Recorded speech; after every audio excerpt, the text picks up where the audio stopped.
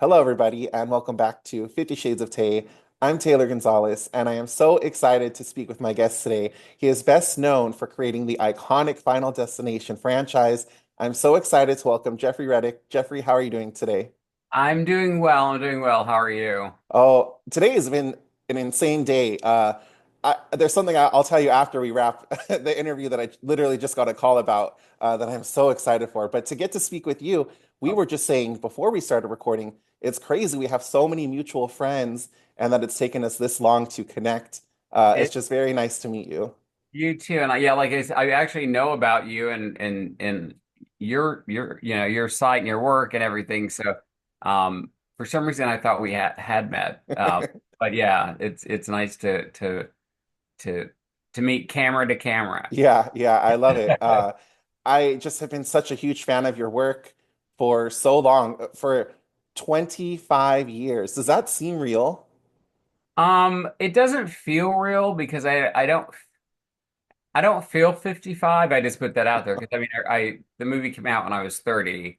So I certainly don't feel 55 at all.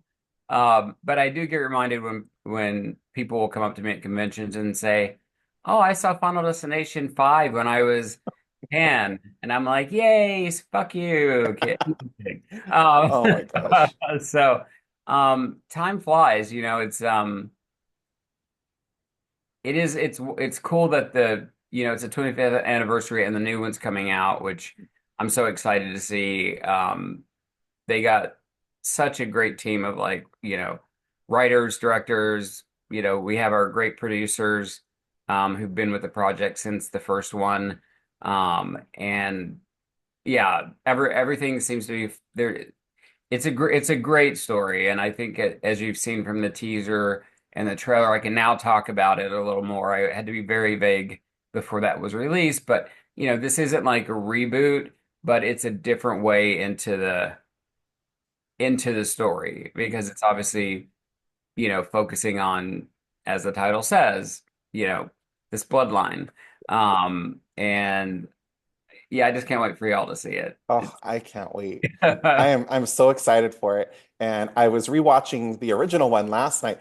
You're gonna say fuck you to me because I was doing the math. I was 8 years old when I'd rather say fuck you to strange kids on with their yeah. parents. No, I'm kidding. Well, I Uh, don't understand because I saw it in the theater. How did I see it in the theater at 8 years old? That's what I want to know. well, I saw Nightmare on Elm Street in the theater when I was 13. Like, well, I was gonna say our parents were a little more lax back then about what they let us watch, but that's no excuse for you because Like I have vivid memories because I my whole life I've been terrified of flying. I hate flying. Like I have to drink multiple bottles of wine to get on a plane. And I was thinking, I was like, is that where that came from? Is it from Final Destination? So I'm gonna say yes. I feel like that's where this fear stems from. as long as you say that I've saved your life from driving behind log trucks, Oh because my the God. second one, it Yes. balances it out. It Yes. balances it out. That's something you must get asked about every interview because for an entire generation of people who grew up with the Final Destination films, the second one where there's the freeway with the log truck, every time I see anything like that, whether it's logs or it's like, poles or anything like that, I change lanes. And I know for a lot of friends that grew up the same time as me, it's something that like changed culturally that scene. Yeah, no, it's actually very fun because I I get tagged several times a week on stuff, or people will send me stuff because people are coming up with new stuff. People that were from my generation remember it, and I'm very proud of that because again, it takes a great team to make a movie. But I know that when I was working on the story for the second one, the original opening was going to be a hotel fire, and Craig Perry, who uh, is a dear friend of mine and is a great producer. He's like, I like the rest of the story, but we need to come up with something better than a hotel fire. And I was driving home to Kentucky, and I got behind a log truck, and I pulled over, and then it hit me, and I pulled off the Kentucky Mountain Parkway, and I called Craig, and I was like, what about a log truck, that breaks? And he's like, that's it. And the great thing is, Eric Bress and J. Mackie Gruber co-wrote the story and wrote the screenplay for the film.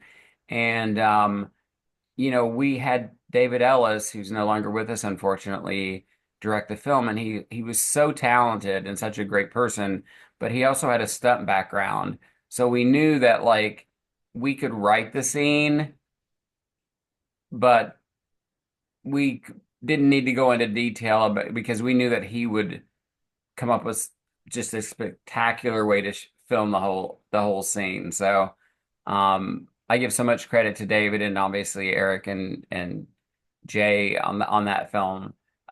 Just as much as I give James Wong and Glenn Morgan so much credit for the wonderful like shooting script that they wrote, which did change a lot of stuff from my original draft, which was very, as I've said this a lot in the past, was very influenced by my love of Nightmare on Elm Street, and kind of started off with X-Files. Mm. Uh, so yeah, I'm just really proud of the franchise, and how it's connected with people 25 years later, and just the amount. And I don't say any of this to brag, but the Final Destination, the new Bloodlines trailer, is like the second highest viewed trailer in horror Yeah, history. that's And, crazy. that just says so much to honestly, you know, the nerve that the film has struck with people, but also how amazing the fans are.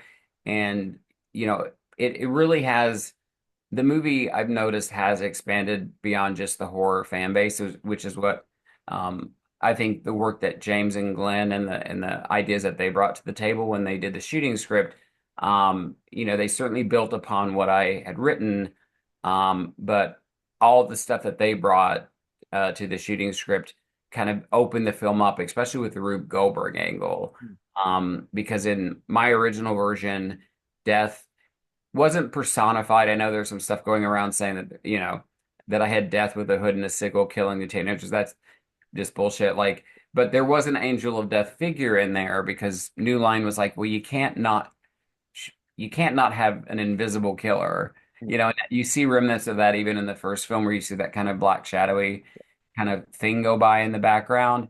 But, in my version, the kids were tortured very Nightmare on Elm Street style by their survivor's guilt, and killed themselves.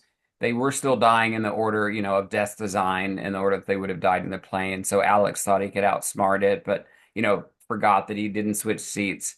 Um, but the Angel of Death kind of just showed up like halfway through the movie, kind of taunting Alex, because by this point the police were starting to suspect him that he was the killer because he was kind of showing up at, kind of showing up at showing up where these people were dead, Mm. and these suicides were so kind of outlandish that they weren't your typical suicides. Like Mm. I still had Todd, the character gets hung, but um in the original script he rigged up like a noose. Um, and you don't see him doing it. You just see him doing something in the garage, and he's calling his father, apologizing for not being a Mm. better son. And the father's like driving home frantically. And when he hits the garage door opener, you realize Todd's rigged a noose up in the garage. So his father, when he opens the garage, ends up, hanging his own son.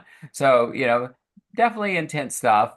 And I think the Rube Goldberg direction that James and Glenn went in was brilliant because I think it took it beyond just what horror fans would love, which is like, just something really terrifying coming after you, and made death like kind of part of everyday, which it is a part of everyday life, but using everyday life kind of Mm. things to get you. Yeah. Which I think opened up the franchise in a way that it wouldn't have, probably been as big of a hit. Mm. Um, and reached a lot of the audiences it has if they hadn't have come on and did the great work that they did. Mm. So you mentioned a couple times your love of A Nightmare on Elm Street, which I also love that Yeah. film. I love the franchise so much. Something I found very interesting when I was doing some research was at age 14, you wrote a prequel to A Nightmare on Elm Street, which I think is incredible. Can you talk a little bit about that? Yeah, the story is more incredible than what I wrote, because I'm 14. Yeah. I always tell people, I'm like this 14-year-old hillbilly living in a trailer in the middle of Kentucky. I have no idea how films work. I just knew that I loved horror films. And up until then, all the horror films that my friends and I watched were just like, let's watch the bloodiest things we can find. And then my friends were like, and also boobs. And I'm like, I don't care. Um, but when I saw Nightmare on Elm Street, it was so imaginative. Um, Freddy was like the most terrifying villain I'd seen because he came after you in your dreams, and the rubber reality where you didn't know if you were in a dream, but then when you were, like anything could change around you.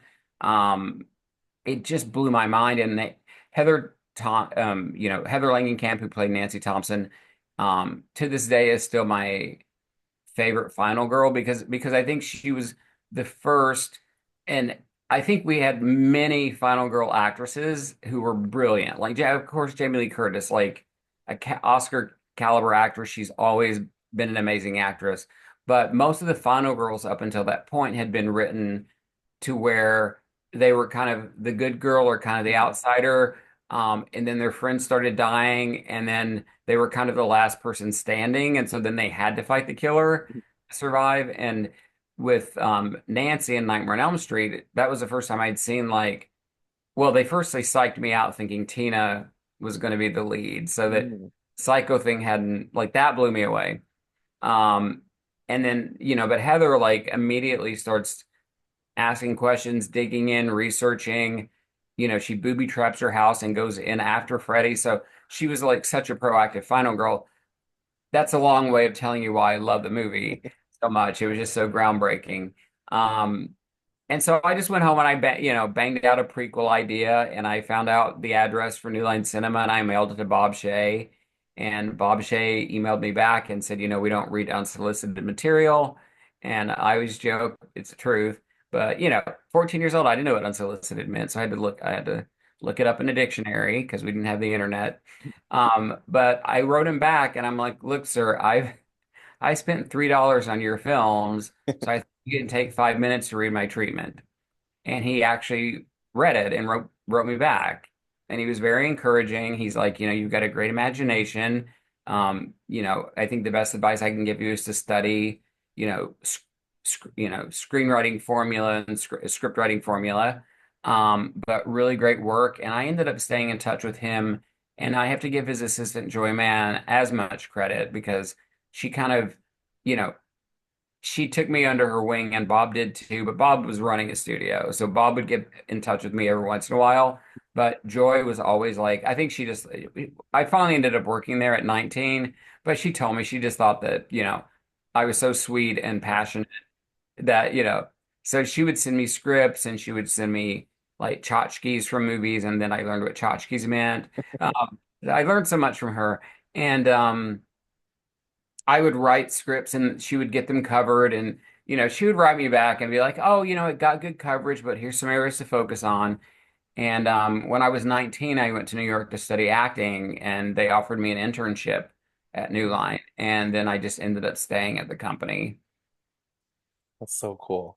And then to have them produce Final Destination, um, was so great. And it was a while like there, I people always think, oh, that these things like happen like magic, but I wrote many scripts that either New Line flat out rejected or almost got on weekend read, but then they passed on it eventually. And so for this one, um I knew the concept was strong. Like I said, I wrote it to get a TV agent, so I wrote it as a sample X-Files script that we never sent to the show.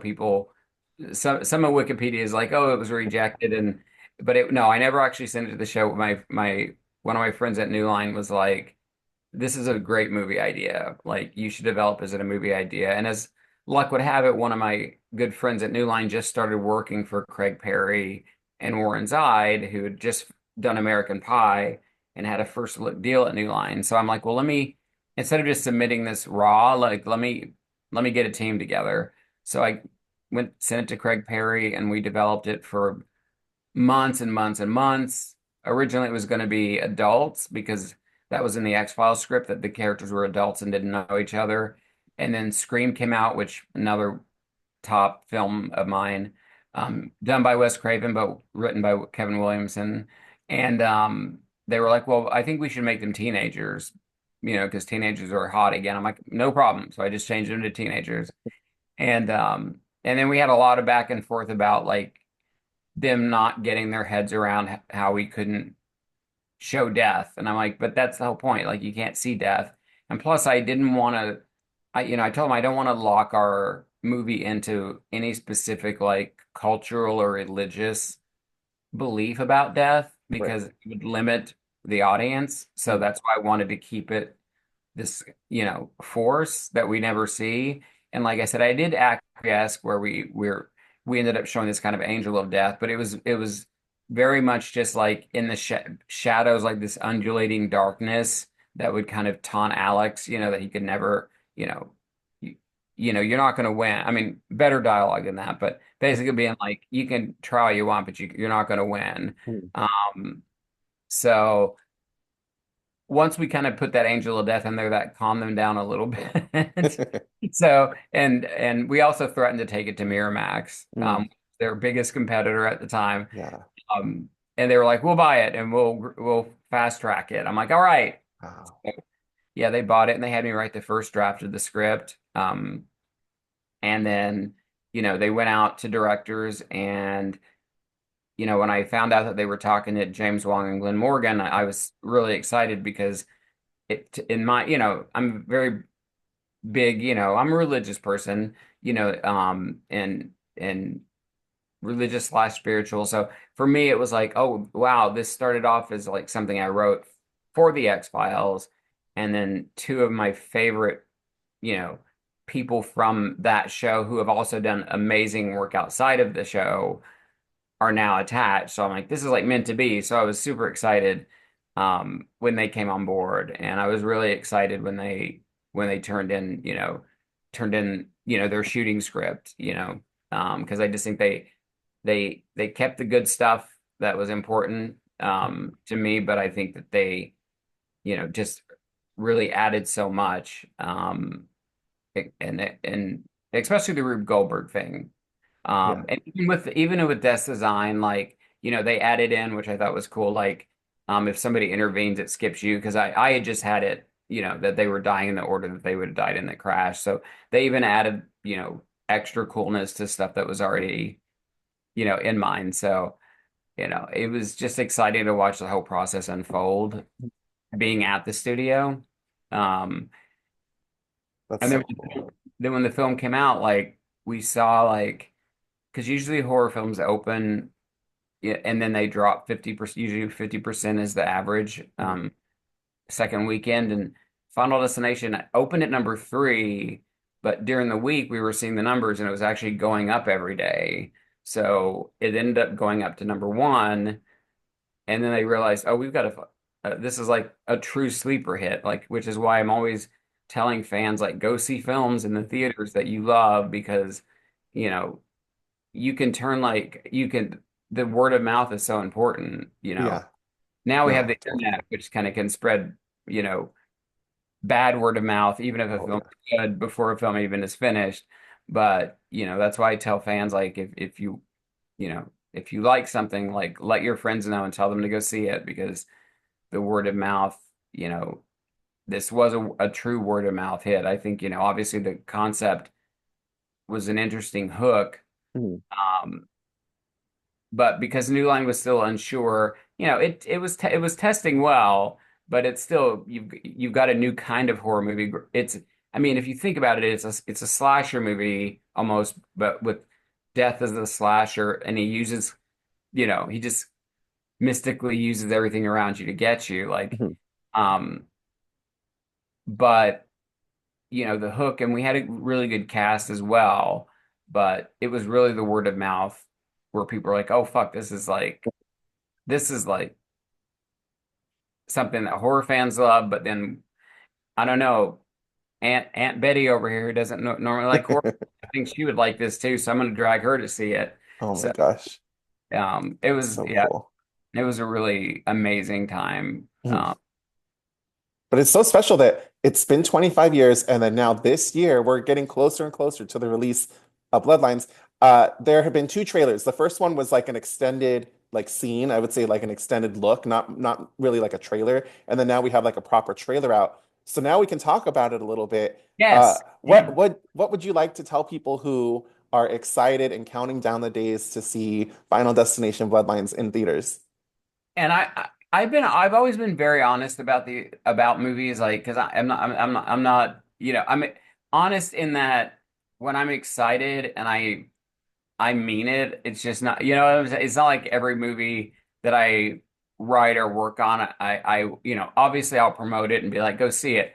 But I don't wholeheartedly get like amazingly excited Uh-huh. unless there's reason to be. And I will just say, you know, first of all, the team behind it is literally like an A team. Like John Watts, who did the Tom Holland Spider-Man movies, wrote the story. Guy Busick and Laurie Evans Taylor wrote the script, who did the Scream films. Adam Stein and Zach Lipinski, who directed Freaks, which I love, um, directed it. We got a got a great cast in it, and it's really good. I mean, it's a lot blood. They made a very mindful choice not to like show you like how bloody it is. It's going to be really bloody, but it's also going to be really fun. Um, it's going to be really fun. You're gonna it's just a it's yeah, you should be as excited as you are. Yeah, It will not let you down, and mo most importantly, um, it we were able to have Tony Todd come back yeah. before he passed, and for me personally, like he's always been he was an icon before I met him, and then he became a friend after we got to meet each other. And he's such a wonderful, talented man who's done so much outside of the genre, but obviously because you know Final Destination is the project that I started. Like it's important to me that he was such a crucial part of that franchise. Mhm. And just like I think with part five, I feel like I love all the movies. I really do. I know some people complain about part four um, not being up to like par, but the only thing with part four is they had to rush that movie out before the writer's strike. So they didn't have a chance. Like, they were working on it, all of a sudden the writer's strike happened, and they had to finish because you not only have to finish the film, but you have to register it with the guild Mhm. to let them know let them have the finished film in hand on file so they know that you're not going off and doing any more work on it. Mhm. So that one was a little rushed. Um, but I still really enjoy it. I just think they shouldn't have called it the Final Destination. I think that Right. was the biggest thing is anytime in a horror franchise when you say the final, people are expecting like, oh, like Friday the 13th, the final chapter. They're gonna reveal all the secrets and all the answers we've been. And I think people went into that expecting it to answer a lot of questions that it didn't. And so I know with part five, they were like very mindful of like, okay, we're going to take our time and make this for the fans and, Yeah. still make it a great movie, but make this one for the fans. And with this one, I think they've topped, I do. And it's just because everybody involved in all of them have loved these franchises. Like we've been one of the lucky ones where nobody's ever come in and said, I'll do this one for a paycheck. You Yeah. know what I'm saying? Like, but I don't know if you heard about how Adam and Zach auditioned when they pitched to direct the film, but they brilliant. So they did a Zoom audition like this, but what they did is they pre-recorded parts of it. So imagine that you're the studio and I'm like pitching you the pitch. So I'm pitching you my vision and how I want to do this, and then all of a sudden like one of these, my Austin Powers doll falls, and you're like, that's weird. And then something else falls over, and then a wire trips, and then all of a sudden a fan falls down and decapitates one of them in the Zoom call. And they seamlessly put this together Wow.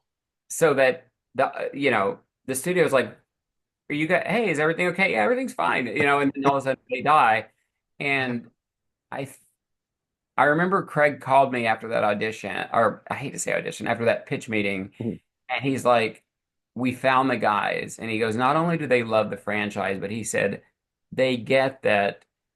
Yes, people go for the kills, but what really is exciting for them is the buildup of not knowing if this is going to get them and this is going to get Yeah. them. It's kind of like, that's our version of kind of the a great stalker scene in a slasher movie, where there's like near misses and you're, it's a psychological version of that. And so those, Adam and Zach love the franchise, Guy and Lori and they all love the franchise. Um, and again, they wanted to, make sure that we honored Tony in a proper way because at that point we knew that he was sick and um, we were hoping this wouldn't be his last film, but we knew that it possibly could be. So it was very important to get him back. Um, and they've done a great job of the marketing because you think they've given some stuff away, but if you watch a lot of the older trailers or any horror trailer, like you feel like you've seen the movie and you know Mhm. exactly how it's going to end. Like even after the trailer, like you get the story set up, but you don't know you they've done some good misdirection. Um, so you're gonna be yeah. Oh, I I'm cannot wait. rambly answer. I'm so excited. Like, I'm just so excited for everybody to see it. Yeah. It's gonna be worth the wait. Oh my gosh. Yeah, no, that all sounds great from the pitch meeting to making it extra special that Tony Todd gets to appear in it. I think fans have a lot to look forward to with Final Destination Bloodlines. But Right. Jeffrey, I cannot thank you enough for taking time out of your day to be here and talk all things Final Destination with me. In the meantime, where's a good place for people to come and follow you and keep up with all of your other upcoming projects as well? Yeah, my handle is Jeffrey A. Reddick. I'm on Instagram and Twitter or X, sorry. Um, I'm still on that site because I just have the most followers there. And yeah, but those are the two main ones. I've kind of got over to that's I have the same t handle on like Blue Sky and everything, but there's so many social media sites out Yeah. there, like TikTok and everything. It's like I try to get on them, but then it's like I can't keep up with like Yeah. post stuff and stuff like that. So I'd say Instagram, Twitter are your best bets. And if you're, you know, if you're taking a stand that you don't want to support those, I'm, I'm on Blue Sky as well. But I have a lot of things coming up. Oh, Um, yay. that I will be, announcing within the next month or so. So definitely, appreciate the fans like kind of following and keeping up with me. I always say this, and I mean this from the bottom of my heart. If it wasn't for because I know that I'm a horror fan, that's why, you know, even though it's been 25 years, I don't focus on like, oh, I'm old. I'm focused on how grateful I am that something that started in my head has had such a long life with so many wonderful different creative people coming in and putting their stamp on it and putting their mark on it. And I working with some of the I've met so many great friends, from the writers, on several of the films and the directors and the cast. um, I love that we got AJ Cook in part two. I'm just getting off but I was a big fan of hers before. I'd seen her in several movies, and I was like, that woman, she's going to be a star. Like I could just tell. And so when I found out we got her for the second movie, I was like, yes. And Oh, of course, now I watch her on Criminal Minds, and but just to see a lot of people in Devon, I have to give such a big shout out to Devin because I wanted to write a final guy in a horror movie because we've had so many, final girls. I wanted to do something different. yeah. And Devin was already Devin was already making his mark in film at the time. He was doing a lot of great movies. Um, but he brought so much to that role, like so much of that role, and we become really good friends over the years, and it's so great to see him, you know, not just I hate words like resurgence, but you know, there are ebbs and flows in this business, and Yeah. it's great to see him having such a great career resurgence because he's such a wonderful guy too, and it's and Ali Lar the whole cast was great in the first one, Yeah. and then again that goes to the casting director that James and Glenn hired. Um, Shirley Walker did a great score. There's just a lot of stuff that went into making the first one special.